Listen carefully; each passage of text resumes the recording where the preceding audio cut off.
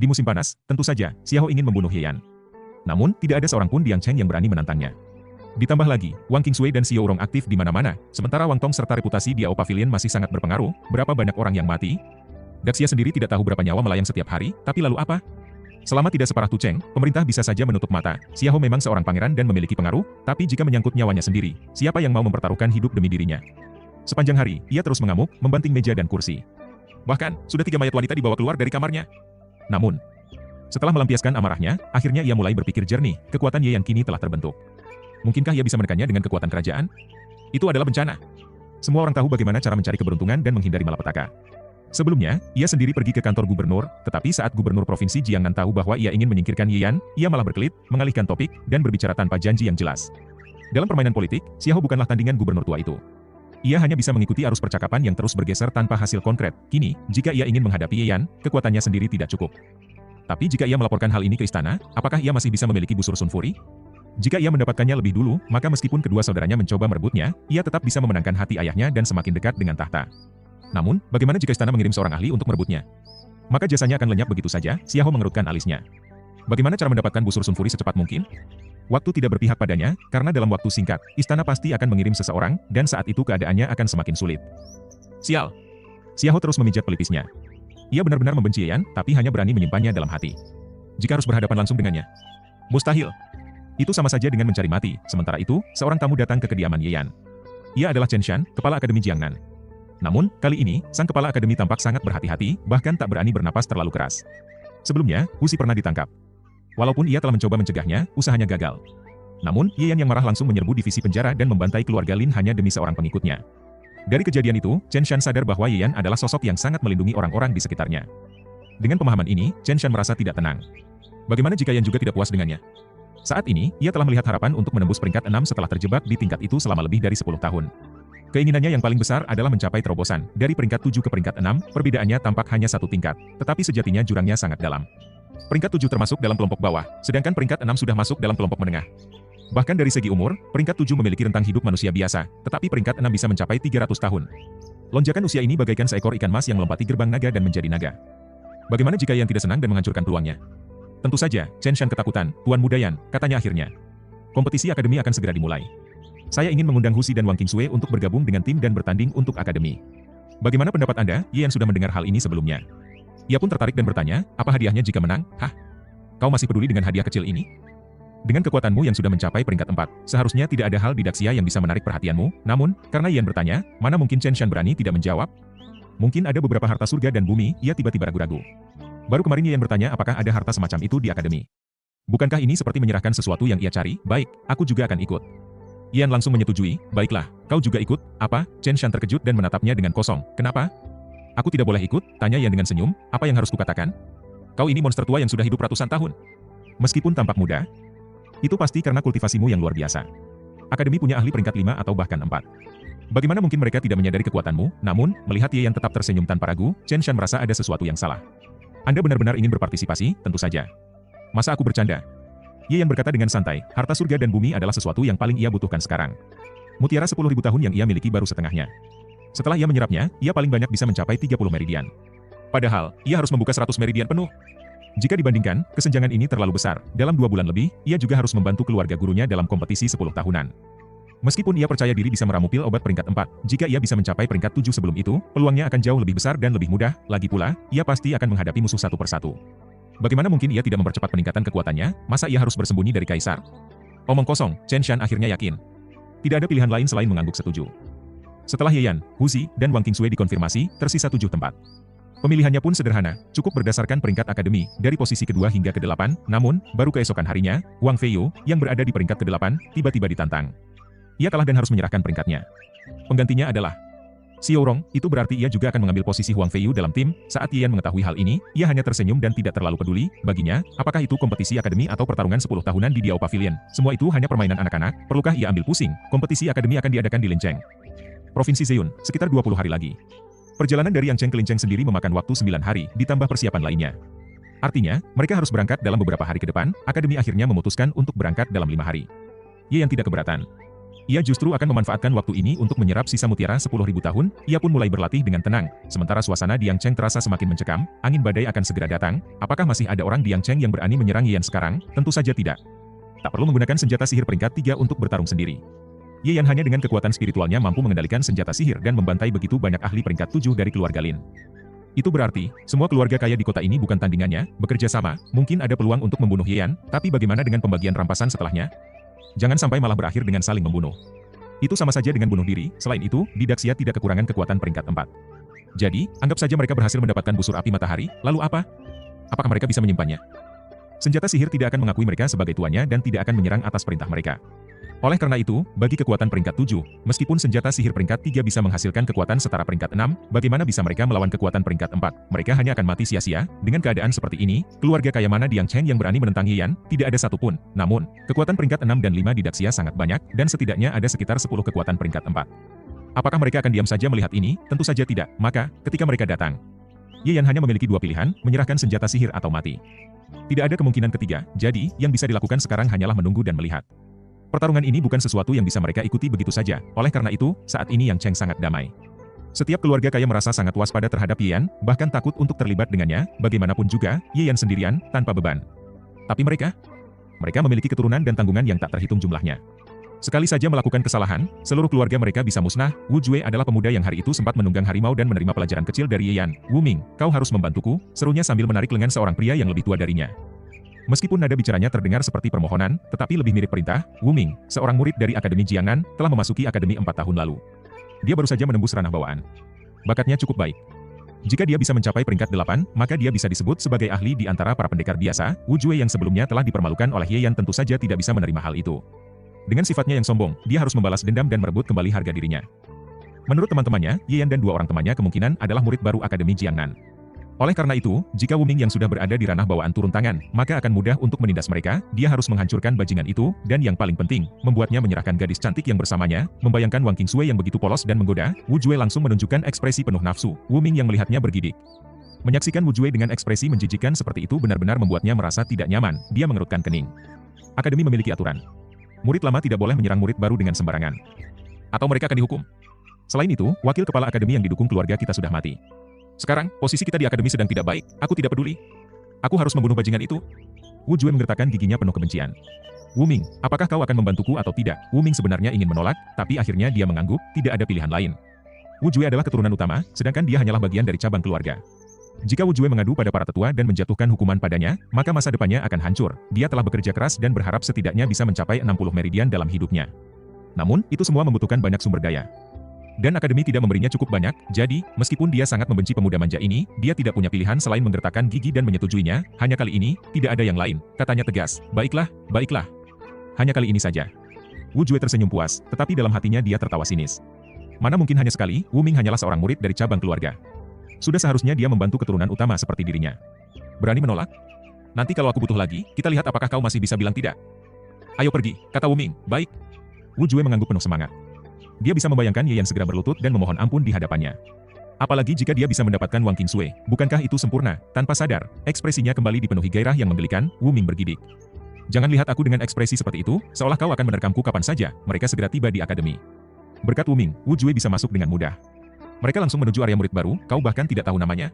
Wu Ming akhirnya menyadari bahwa Wu Jue sama sekali tidak tahu siapa yang ingin dia habisi. Dia hanya tahu bahwa orang itu adalah murid baru, bukankah hanya ada sekitar 80 murid baru tahun ini? Kita tanyakan saja satu persatu. Wu Jue menjawab santai. Kau tidak tahu apa-apa? Wu Ming menatapnya tajam. Tahun ini, seorang iblis telah lahir di antara murid baru dan menghancurkan keluarga Lin. Kau tidak tahu itu, apa? Itu dilakukan oleh murid baru. Wu Jue terkejut, betapapun bodohnya dia masih tahu bahwa kehancuran keluarga Lin adalah kejadian besar. Namun, dia tidak tahu siapa pelakunya karena menganggap itu bukan urusannya, jadi, masih mau mencari-cari murid baru satu persatu? Wu Ming bertanya dengan nada memperingatkan. Kalau sampai kita menyinggung orang itu, kau pikir kita bisa selamat? Wu Jue menelan ludah. Orang itu telah menghancurkan keluarga Lin, sedangkan keluarga Wu dan Lin berada di pihak yang sama. Bukankah itu berarti dia juga bisa menghancurkan keluarga Wu dengan mudah? Dia mengangguk ragu-ragu. Kalau begitu, sekarang kita harus bagaimana? Kita tunggu saja. Saat waktu makan malam tiba, kita lihat satu persatu. Kalau kau melihatnya, tunjukkan padaku. Wu Ming akhirnya menemukan solusi. Wu Jue setuju dan mereka duduk di dekat batu besar. Tak lama, para murid baru mulai keluar menuju kantin. Wu Jue melihat mereka satu persatu, tapi tidak menemukan targetnya, sampai akhirnya, seorang pemuda keluar dari halaman, diikuti dua gadis cantik di sisinya. Ketika melihatnya, Wu Jue langsung bersemangat. Ketemu kau akhirnya, Wu Jue menoleh, tetapi Wu Ming tidak keluar. Wajahnya justru menjadi pucat pasi, ada apa denganmu? Salah minum obat? Wu Jue bertanya dengan nada kesal. Ye Yan hanya tersenyum dan menatap Wu Ming. Jadi, bagaimana kalau kau sudah menemukanku? Wu Ming sudah terpaku di tempat. Ia tak pernah membayangkan bahwa musuh yang dimaksud Wu Jue ternyata adalah Ye Yan, si pembawa malapetaka. Sungguh, Wu Jue seharusnya bersyukur. Lihat saja, keluarga Lin menyinggung Ye Yan dan mereka langsung dimusnahkan. Sementara Wu Jue hanya patah beberapa tulang yang bisa sembuh dalam waktu 10 hari berkat obat keluarga mereka. Bahkan sekarang, dia masih bisa berjalan, dan sekarang dia malah ingin balas dendam. Gila, saat Ye Yan mengajukan pertanyaan tadi, Wu Ming langsung sadar. Tanpa ragu, ia segera berlutut di tanah. Wu Jue sontak terkejut dan menoleh ke belakang. Dengan bangga, ia memperkenalkan, anak ini adalah saudara klanku, Wu Ming. Dia berada di tingkat Xiantian. Bagaimana? Masih berani melawan? HMPH. Sekarang cepat berlutut dan minta maaf, Bang. Suara keras terdengar. Seseorang berlutut dengan keras. Wu Jue terbelalak. Saudara klan. Kau salah dengar. Aku menyuruh bajingan itu berlutut. Bukan kau, kenapa kau malah berlutut? Aku jadi malu, Tuan Muda Yan. Aku. Wu Ming tergagap, bahkan tak mampu menyelesaikan kalimatnya. Wu Ming, apa yang kau lakukan? Wu Jue berteriak marah. Aku menyuruhmu membalaskan dendamku, tapi kau malah berlutut padanya. Di mana harga diriku? Wu Ming hampir gila. Kau mau cari mati? Berlututlah. Ini adalah Tuan Muda Yan. Wu Ming berkata dengan cemas. Apa? Wu Jue mencibir. Wu Ming, kau sudah gila. Kau ingin jadi anjingnya? Aku bukan sepertimu. Aku masih punya harga diri.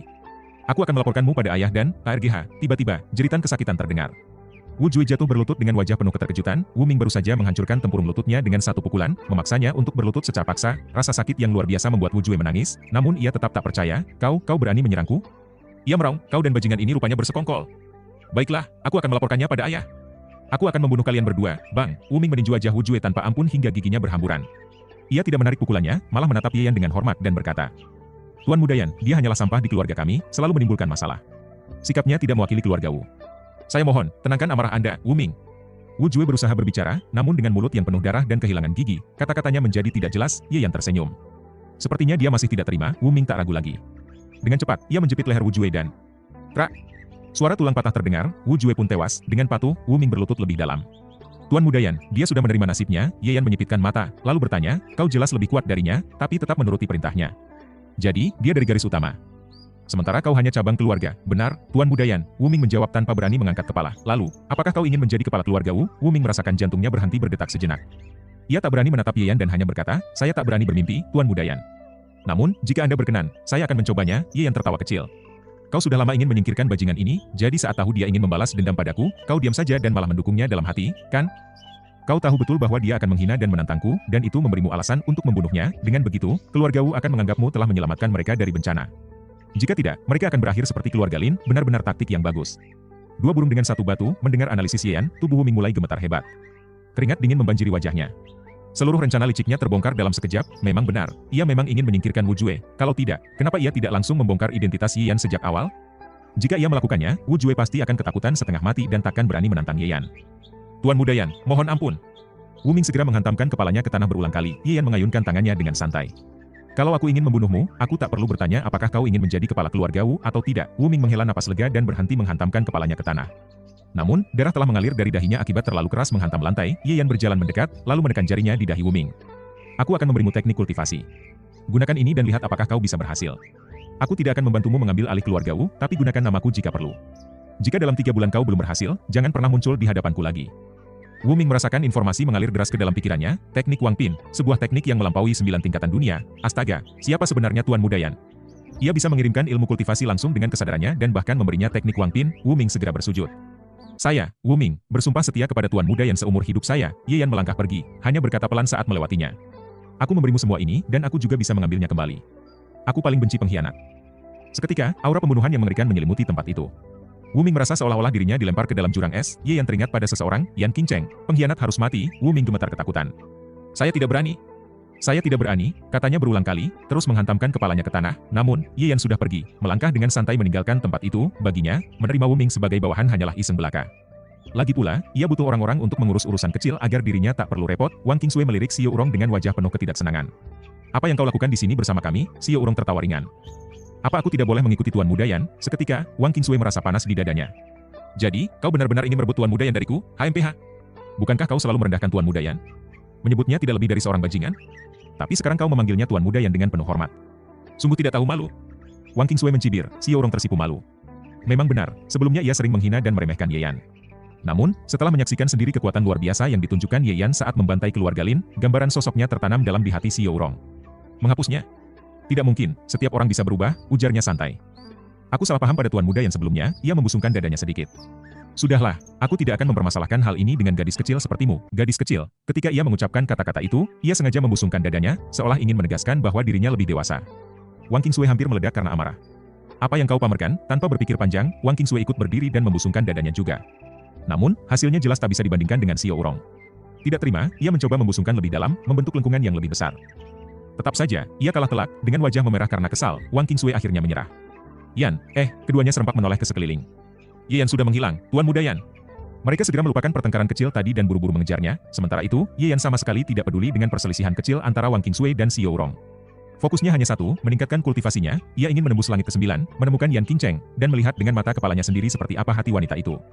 Bagaimana mungkin ia bisa begitu kejam? Dalam 3 hari, Ye Yan berhasil menyerap seluruh mutiara 10.000 tahun yang tersisa. Membuat tingkat kultivasinya melonjak hingga 32 meridian. Namun, semakin tinggi tingkatnya, semakin sulit untuk maju, bahkan dengan dukungan gambar teratai emas dari Dao, kemajuannya mulai melambat. Tanpa bantuan harta langka dari langit dan bumi, ia memperkirakan membutuhkan 3 hari hanya untuk menembus 1 meridian. Jika demikian, ia akan membutuhkan setidaknya setengah tahun untuk mencapai tahap ekstrim. Namun, jika dibandingkan dengan kultivator biasa yang membutuhkan bertahun-tahun hanya untuk mencapai tahap sempurna dengan 60 meridian, ia tetap jauh lebih cepat. Sementara itu, tahap ekstrim memerlukan 90 meridian. Aku ingin tahu hadiah apa yang diberikan dalam kompetisi akademi, pikir Ye Yan. Ia cukup menaruh harapan. Dengan tingkatnya saat ini yang masih berada di kelas 8, harta langit dan bumi berkualitas tinggi masih bisa memberikan peningkatan yang signifikan. Namun, semakin tinggi tingkatannya nanti, semakin sulit untuk memperoleh peningkatan. 2 hari kemudian, 10 siswa dari Akademi Jiangnan yang mengikuti kompetisi akademi, bersama dengan wakil kepala akademi, Zhao Donghua, memulai perjalanan menuju Lincheng. Karena kehadiran Ye Yan, perjalanan berlangsung sangat tenang. Tak seorang pun berani berbicara terlalu banyak, takut menyinggung sang ahli. Tentu saja, ada satu pengecualian Gong Yulong. Ia sangat tertarik pada Ye Yan dan sama sekali tidak merasa takut.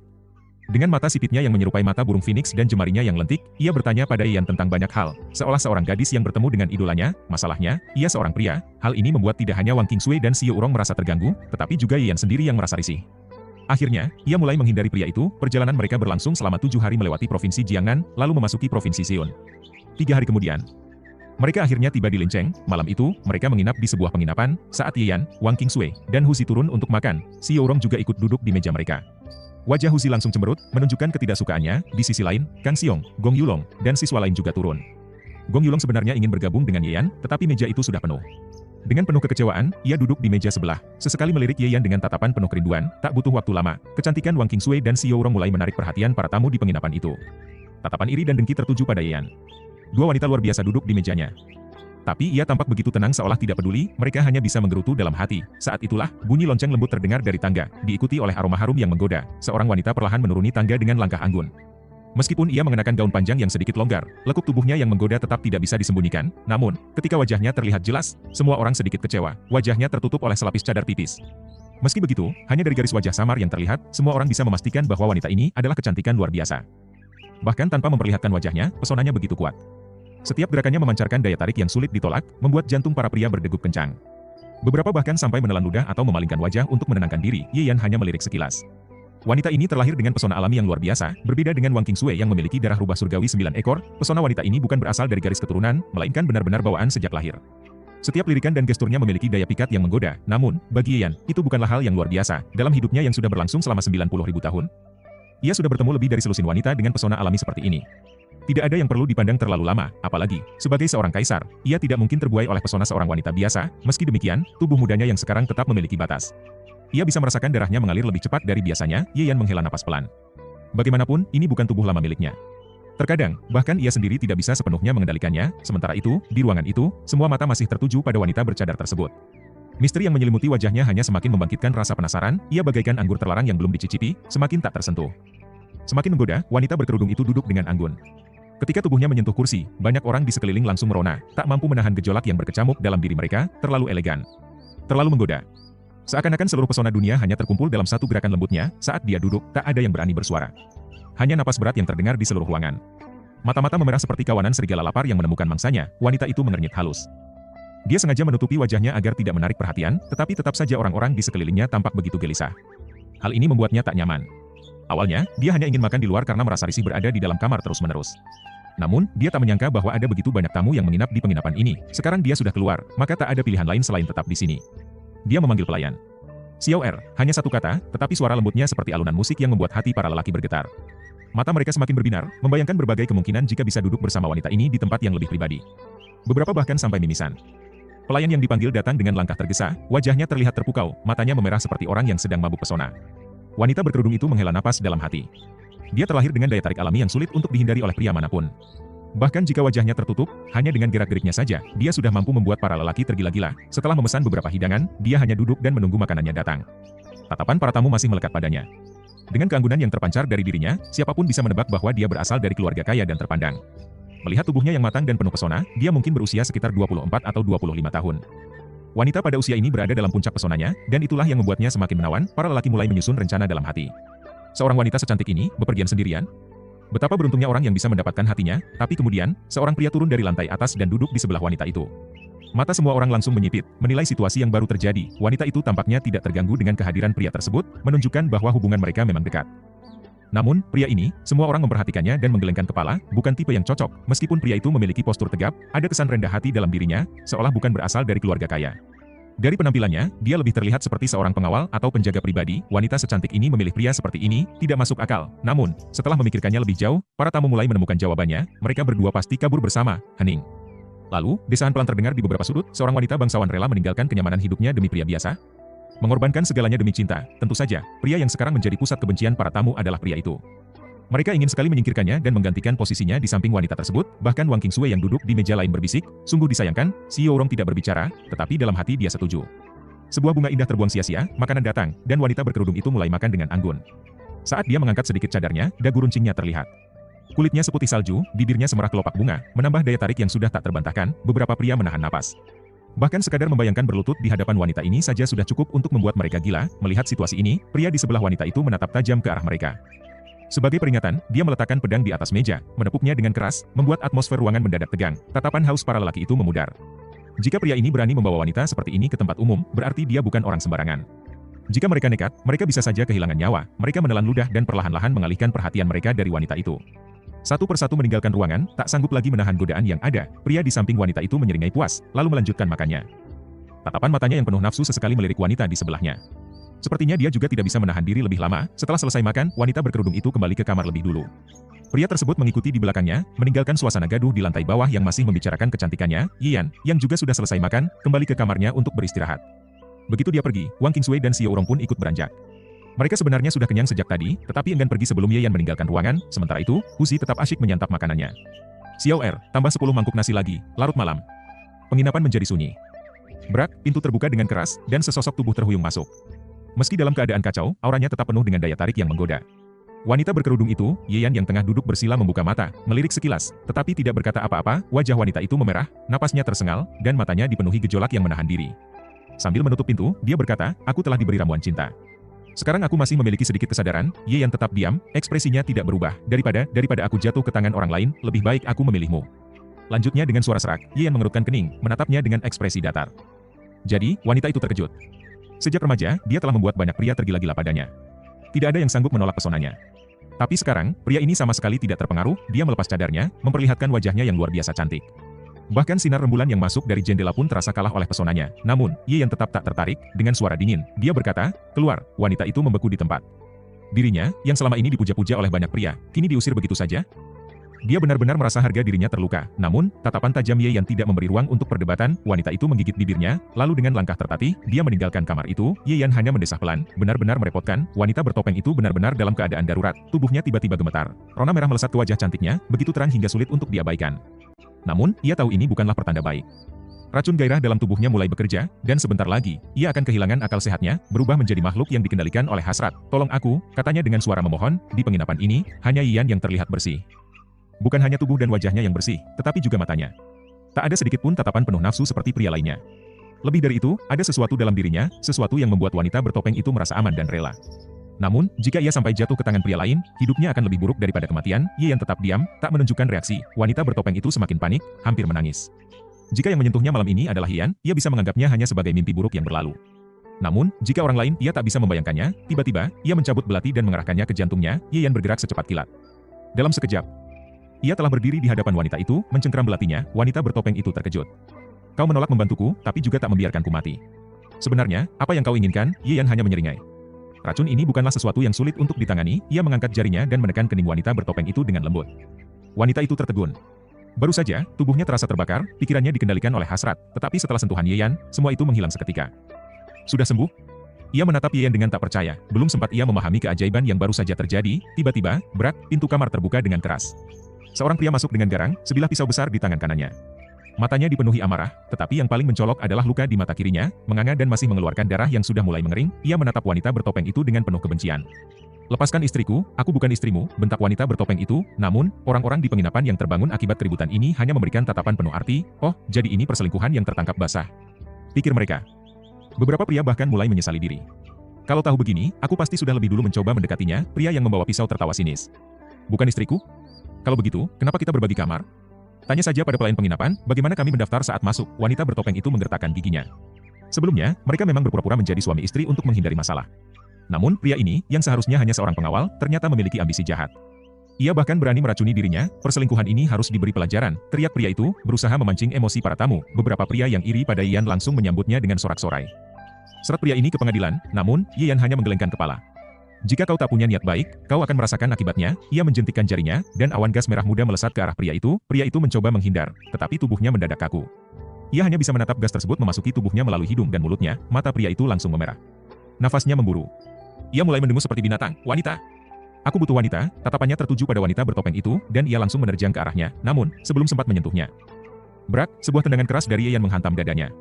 Pria itu terlempar keluar, menabrak jendela hingga pecah, lalu jatuh dengan suara berdebam di tanah. Tak lama kemudian, terdengar suara panik dari pelayan penginapan. Tuan pengelola. Salah satu tamu mencoba melecehkan kuda di kandang. Kemudian, teriakan lain menyusul. Tuan pengelola, dia ditendang kuda. Sekarang dia menempel di pohon. Aku takut, Tuan. Apa aku harus melihatnya? Oh, baiklah. Aku akan melihatnya. Lalu, terdengar lolongan menyedihkan dari luar. Di lantai atas, semua orang terdiam, menatap Ye Yan dengan penuh ketakutan. Mereka mulai berpikir ulang. Bukannya hanya merebut istri orang, pria ini bahkan memberi racun kepada suaminya. Lalu membiarkannya menjadi gila dan berusaha menerkam kuda. Sungguh kejam, tak satu pun dari mereka berani ikut campur. Mereka segera kembali ke kamar masing-masing dan menutup pintu rapat-rapat. Namun, wanita bertopeng itu tetap tinggal. Begitu pula Wang Qingsui dan Xiao Urong. Mereka tak akan membiarkan Ye Yan sendirian dengan wanita ini, meski tampak lebih tua dari mereka, daya tariknya begitu mematikan. Bahkan sebagai sesama wanita, mereka pun bisa terpesona. Mereka tak bisa membiarkan Ye Yan tergoda. Tidak akan, terima kasih, ucap wanita bertopeng dengan tulus. Dia tidak punya pilihan selain mencari Ye Yan. Namun, jika ada pilihan lain, mana mungkin dia rela menyerahkan tubuhnya yang suci kepada seseorang yang sama sekali tidak dia kenal? Ye Yan mengangguk santai. Kau bisa pergi sekarang. Pria itu seharusnya tidak akan berguna lagi di masa depan, karena ulahnya, efek racun perangsang itu meningkat 10 kali lipat. Pada akhirnya, pria itu akan hancur oleh racun yang menggerogoti tubuhnya hingga mati. Wanita bertopeng itu ragu sejenak, lalu berkata, aku hanyalah seorang wanita lemah, bahkan tidak mampu mengangkat seekor ayam pun. Aku takut, pesonanya begitu alami. Bahkan dengan ekspresi serius, dia tetap mampu membuat hati orang bergejolak, apalagi saat dia sedang memohon seperti ini. Bahkan seorang pria berhati batu pun bisa tergoda, namun, Ye Yan tetap terlihat acuh tak acuh. Kau masih bisa disebut wanita lemah di ranah Xiantian, apa? Wang Qingsui dan Xiao Urong saling berpandangan, terkejut, wanita ini berada di ranah Xiantian? Mereka sama sekali tidak menyadarinya. Xiao Urong, yang juga berada di ranah Xiantian, seharusnya bisa merasakan aura wanita itu. Namun, kenapa dia sama sekali tidak merasakan apapun? Sementara itu, wanita bertopeng itu sendiri terkejut. Dia mengenakan artefak yang dapat menyembunyikan auranya. Seharusnya, siapapun yang melihatnya akan mengira bahwa dia hanyalah wanita biasa tanpa kemampuan bertarung. Namun, bagaimana Yan bisa melihatnya? Tentu saja, bagi Yan, tidak ada yang bisa luput dari penglihatannya dalam radius 100 kaki. Selama kekuatan seseorang tidak melebihi dirinya, dia bisa mengetahui segalanya.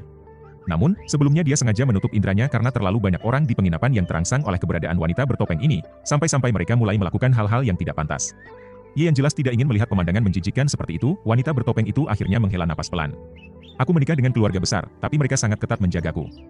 Aku tidak diizinkan meninggalkan rumah. Dia melanjutkan dengan suara penuh kesedihan. Beberapa hari yang lalu, aku menerima kabar dari keluargaku bahwa ibuku sakit parah. Namun, keluargaku yang baru tidak mengizinkanku menjenguknya. Jadi, aku terpaksa melarikan diri. Pria tadi sebenarnya adalah pengawal pribadiku. Dia membantuku melarikan diri, dan sepanjang perjalanan, kami berpura-pura menjadi suami istri agar tidak menarik perhatian dan menghindari pengejaran dari pihak keluargaku. Siapa sangka, tanpa perlu dilanjutkan, semua orang sudah mengerti apa yang terjadi. Mendengar bahwa dia sudah bersuami, Wang Qingsui dan Xiao Urong merasa lega. Itu keterlaluan. Ibumu sakit, tapi mereka tidak mengizinkanmu menjenguknya. Keluarga macam apa itu? Mereka berdua mengutuk dengan marah, menunjukkan simpati mereka. Kakak, siapa namamu? Tanya Wang Qingsui dengan nada manis. Setelah emosinya mereda, wanita bertopeng itu berpikir sejenak sebelum menjawab. Shen Danyan, kakak Shen. Wang Qingsui menggenggam tangannya dengan penuh kekaguman. Kakak, kau benar-benar cantik, dan, dia merasa malu untuk melanjutkan, tapi pesona alami Shen Danyan begitu kuat hingga membuatnya merasa bergetar meskipun mereka sesama wanita. Shen Danyan hanya tersenyum tipis. Aku memang memiliki daya tarik alami. Sejak kecil, aku sudah sering dicap sebagai rubah betina atau penyihir. Wang Qingsui menjulurkan lidahnya. Maaf, kakak Shen, aku mengungkit hal yang menyakitkan. Shen Danyan menggelengkan kepala. Tidak apa-apa, aku sudah terbiasa. Meskipun dia berkata dengan ringan, Wang Qingsui dan Xiao Rong merasa sedikit berat hati. Hanya karena pesona alami, dia harus menanggung prasangka seumur hidupnya. Wang Qingsui, yang berhati lembut, segera memohon kepada Ye Yan. Tuan muda Yan, ayo kita bawa kakak Shen bersama kita. Ye Yan hanya menghela napas santai. Sesukamu, tapi dia harus tidur di kamar yang sama dengan kalian, baik? Wang Qingsui bersorak. Bertepuk tangan dengan semangat. Dia sebenarnya ingin bertanya kepada Shen Danyan bagaimana caranya agar dadanya bisa lebih besar. Lihatlah wanita itu, meskipun pakaiannya sedikit longgar, tetap saja jelas terlihat bahwa dia adalah kelas atas. Kenapa dia sendiri begitu datar? Shen Danyan tersenyum. Kalau begitu, aku akan merepotkan kalian. Dengan penuh semangat, Wang Qingsui menggandeng tangan Shen Danyan dan membawanya pergi. Setelah pintu tertutup, Xiao Rong memandang Ye Yan dengan serius. Tuan muda Yan, aku merasa asal-usul wanita itu tidak sesederhana yang dia katakan. Ye Yan tersenyum tipis. Tidak masalah, selama dia tidak membuat masalah. Dia lalu memandang Xiao Rong dan berkata santai, kau belum pergi, HMPH. Dasar pria kayu, tidak tahu cara memperlakukan wanita dengan baik. Xiao Rong mendengus kesal sebelum akhirnya berbalik dan meninggalkan ruangan. Di kota Wuyun, Istana Wei, sekelompok orang berlutut di lantai, tubuh mereka gemetar ketakutan. Raja Wei berdiri dengan tangan di belakang punggungnya, menatap bulan di langit malam. Sebagai adik dari kaisar, pria berusia 47 tahun ini memiliki tubuh tinggi dan kulit putih tanpa janggut. Tanpa perlu berbicara, auranya saja sudah cukup untuk membuat orang ketakutan.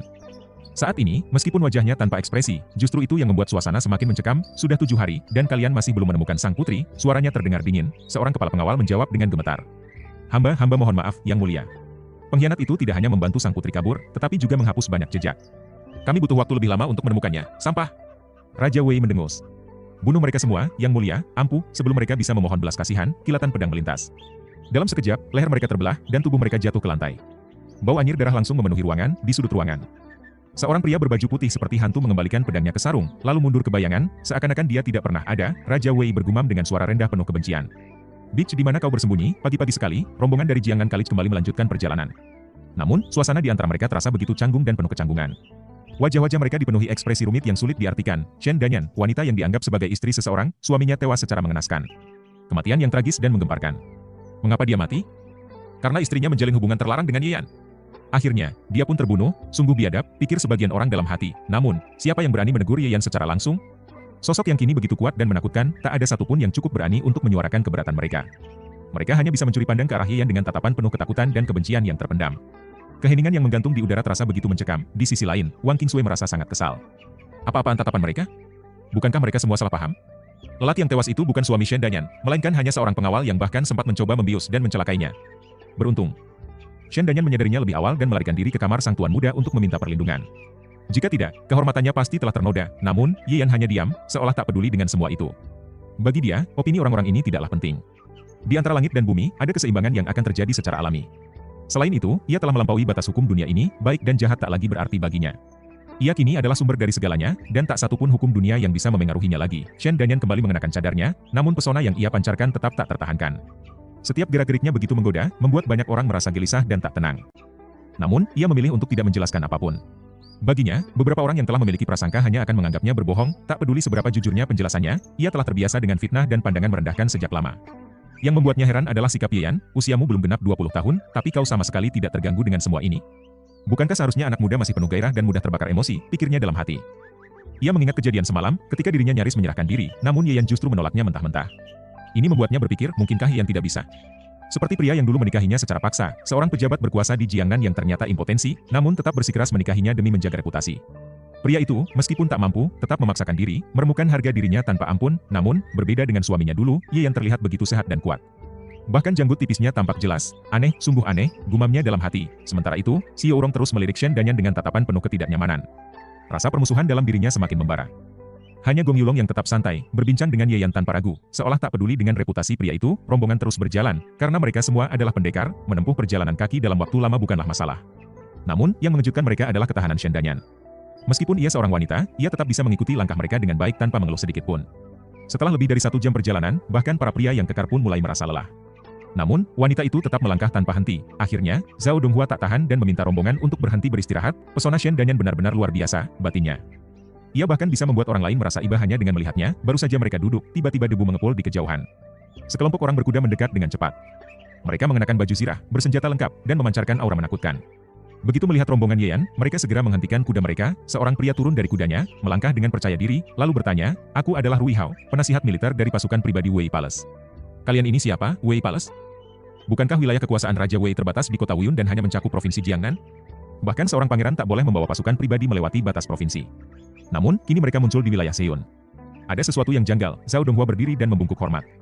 "Saya Zhao Donghua.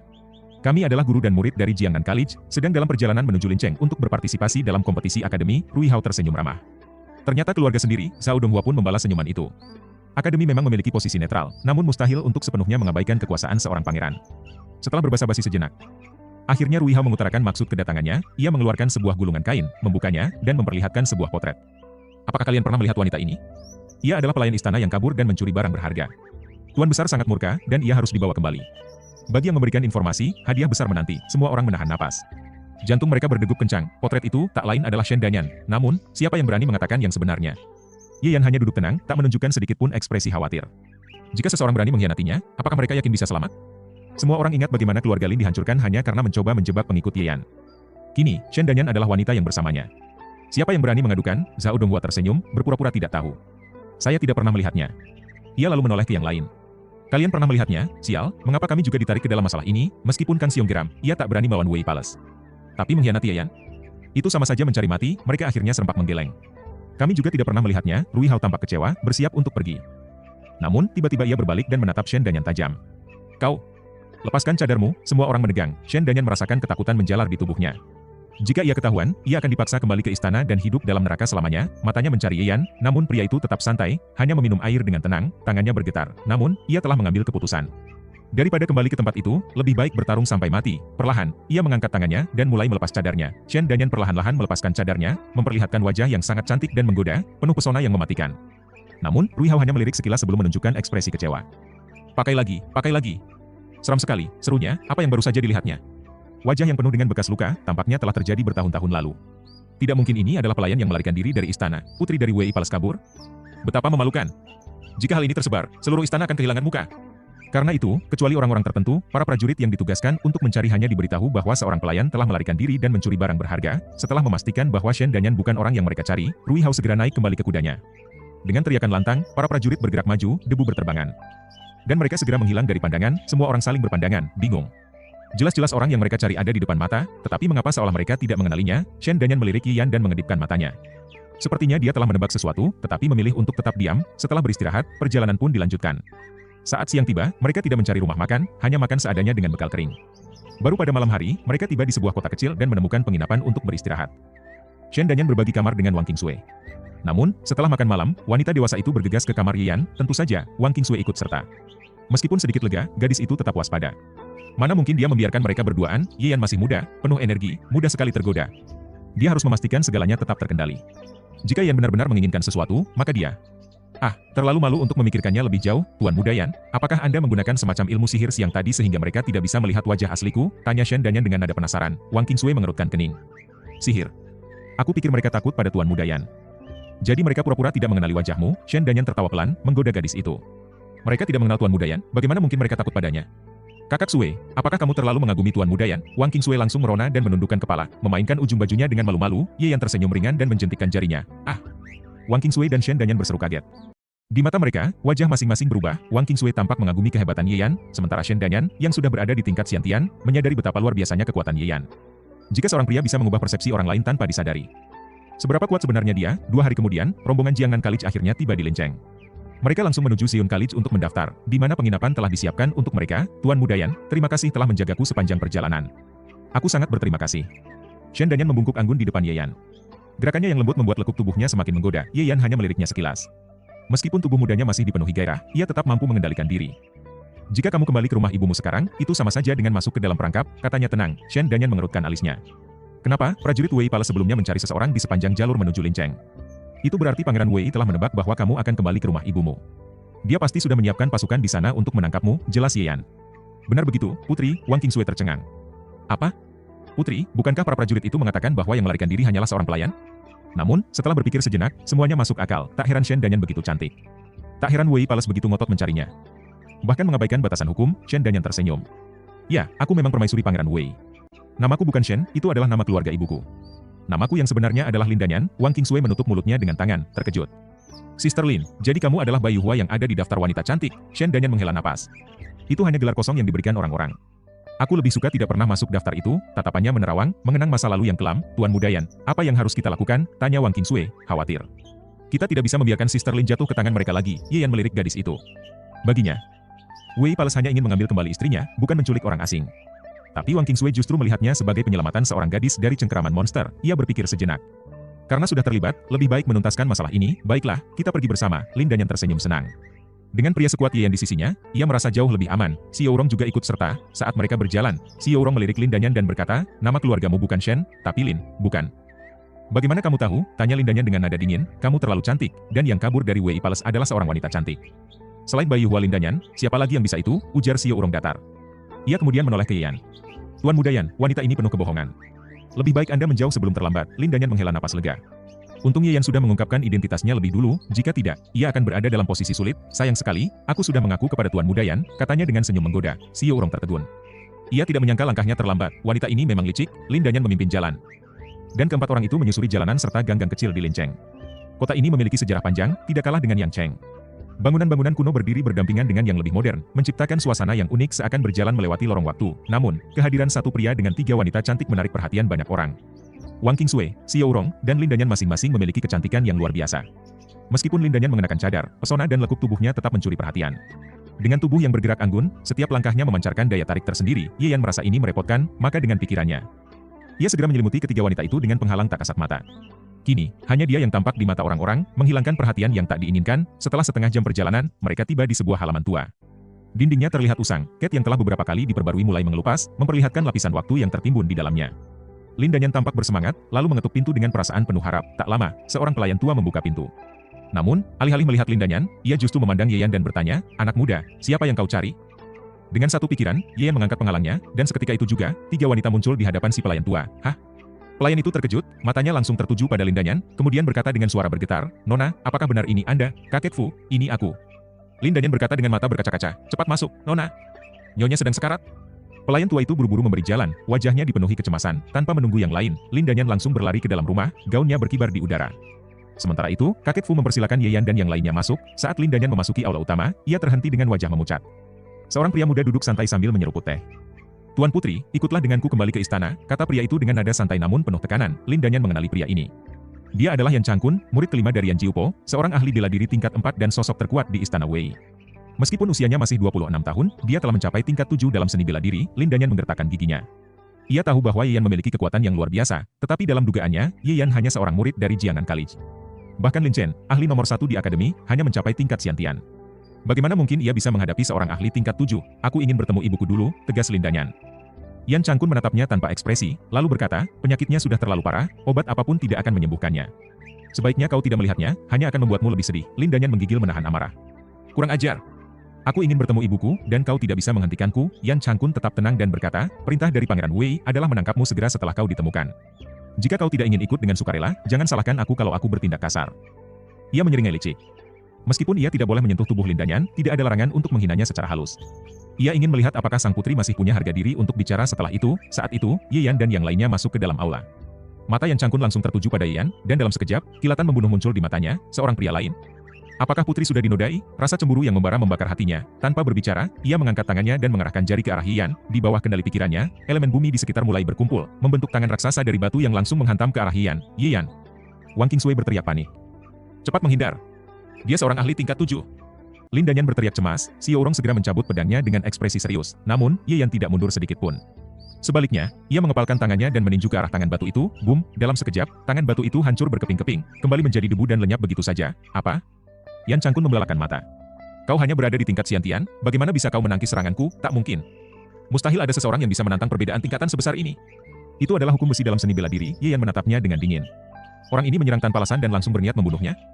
Baiklah, jika itu yang kau inginkan, aku akan mengembalikan seranganmu. Dengan langkah mantap, ia berjalan menuju Yan Changkun. Seketika, aura di sekelilingnya melonjak tajam, dalam radius 100 meter. Ye Yan adalah penguasa segalanya. Yan Changkun akhirnya merasa ada yang tidak beres. Aura pria di depannya melonjak ke tingkat yang luar biasa, bahkan melebihi gurunya sendiri. Bagaimana ini mungkin? Ia segera sadar bahwa pikirannya telah dipengaruhi oleh sesuatu. Ini pasti ilusi. Kau mencoba menipuku? Namun, sebelum ia sempat berpikir lebih jauh, Ye Yan melangkah maju dan menatapnya dengan tatapan tajam. Yan Changkun langsung mencabut pedangnya dan menebas dengan penuh amarah. Tetapi, apakah itu cukup untuk menyelamatkannya?